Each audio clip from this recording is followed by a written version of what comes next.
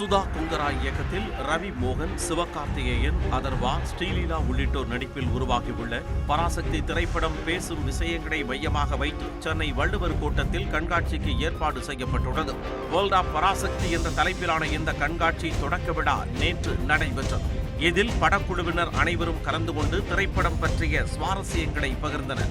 அப்போது பேசிய இயக்குனர் சுதா கொங்கரா, இந்த திரைப்படத்திற்காக 1960ஆம் ஆண்டு காலகட்டத்தில் 5 ஆண்டுகளாக வாழ்ந்ததாக கூறினார். ஃப்ரீடம் கிடைச்ச ஒரு 15 இயர்ஸ் கழிச்சு ஐ டோன்ட் திங்க் காசு, பணம், ஆசை அதெல்லாம் ரொம்ப கம்மி. அவங்கக்குள்ள இருந்தது ஒரு ஃபயர், ஒரு பேஷன், ஒரு யங் நேஷன். நம்ம இந்தியா ரொம்ப young nation and all these people ஃபாட் for every right. இந்த படத்தில் அதை பற்றி தான் நாங்கள் பேசியிருக்கோம். நிகழ்ச்சியில் பேசிய சிவகார்த்திகேயன், பராசக்தி திரைப்படம் ரசிகர்களை 1960ஆம் ஆண்டு காலகட்டத்திற்கு அழைத்து செல்லும் முயற்சி என்று தெரிவித்தார். இந்த படம் ரொம்ப ரொம்ப முக்கியமான ஒரு பிரச்சனையை பேசும். ஆனால் அது கூடவே காதல், பாசம், வீரம், புரட்சின்னு எல்லாமே பேசுகிற படமாக இருக்கும்.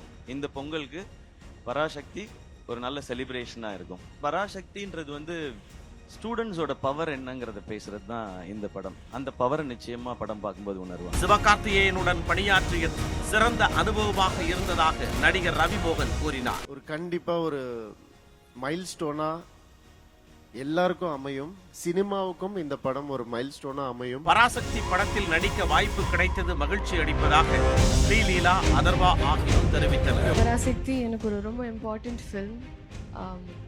ஐ weighted a lot for the right launch in Tamil. நிறைய பேருக்கு இங்க மைல்ஸ்டோன்ஸாவும் இருக்கு. எஸ்கே பிரதரோட 25th ஃபிலிம், ஜிவி பிரதரோட 100th ஃபிலிம் அண்ட் ரவி மோகன் சார் வில்லனா நடிக்கிறாரு. அதுவே எனக்கு பயங்கர எக்ஸைட்டிங்கா இருந்தது. இசையமைப்பாளர் ஜிவி பிரகாஷ்குமார் இது தனக்கு ஸ்பெஷலான திரைப்படமாக அமைந்திருப்பதாக நிகழ்ச்சியுடன் குறிப்பிட்டார். சூரிய போர்ட்டில் தான் சேர்ந்தோம். அந்த படம் எனக்கும் சூர்யா சாருக்கும் நிறைய கொடுத்துச்சு. அதுக்கப்புறம் திருப்பி அது ஒரு எப்படி சொல்றது, ஒரு நன்றி கடன் சொல்லலாம். பராசக்தி எனக்கு அதனால என்னுடைய 100வது நான் அவங்க கூட ஒர்க் பண்ணணும் அப்படின்னு நான் நினைச்சேன். அண்ட் கரெக்டா அது அமைஞ்சது. Parasakthi was my 100th film. அதைத் தொடர்ந்து வேர்ல்ட் ஆஃப் பராசக்தி கண்காட்சியை படக்குழுவினர் ஆர்வமுடன் பார்வையிட்டனர். 1960ஆம் ஆண்டுகளில் இருந்த ரயில் வண்டி செட், வீடுகள், டென்ட் கொட்டா என பராசக்தி உலகத்திற்கே நம்மை கூட்டிச் செல்லும் இந்த கண்காட்சியை 4 நாட்களுக்கு பொதுமக்கள் கண்டுகளிக்கலாம் என படக்குழு தெரிவித்துள்ளது. பொங்கல் பண்டிகை விடுமுறையொட்டி ஜனவரி 14ஆம் தேதி பராசக்தி திரைப்படம் வெளியாக உள்ளது.